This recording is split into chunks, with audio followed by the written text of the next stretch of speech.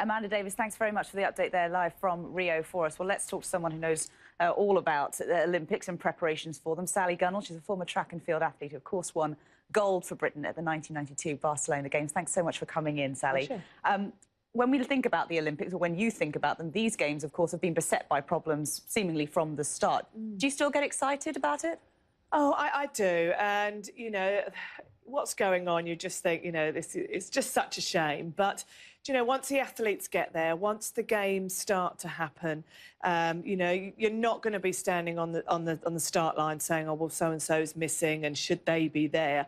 You know, you have to be focused. You can only be in control of what you can do out there, and you know, and take control of that. So I think we just need to get the game started now. And there's always all the controversy that happens beforehand, but we want to see what those athletes are made of. We want to see the real stories, and that's what the games are about. And so you definitely think that the Olympics are still the pinnacle of an athlete's career, as Amanda was just saying. Is it still the top and what you aim for throughout your training? Yeah, it's what you've dreamt for years. And you know, the 4-year build-up is one thing, but it's the years of you know, winning races and, you know, learning from your mistakes that you really move on and, you know, and then you can go out and perform. And, you know, and I think it's a real shame that we've got to this and what's happening. But from, you know, the world of athletics, we want to see our sport cleaned up. And, you know, I think we stand a very positive stance on this. And you know, we want to know that, you know, next year with the Worlds here in London and moving forward, that it is a clean sport that we're performing under. And I think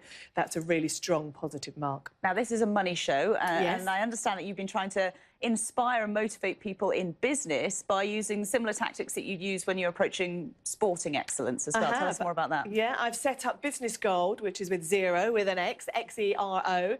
And what we've done is try and pass on some of those messages that I learned from my running, which I then transported into setting up a small business like I did when I retire, to try and help people when they start out. And I think a third of all entrepreneurs, when they started out, looked for a mentor, looked for information. So we've got booklets and there's blogs that I've written, and it's around, you know, how to set the goals, have clarity in those goals, how to get over those disappointments and accept those challenges, you know, how to have a positive sort of outlook and things like that.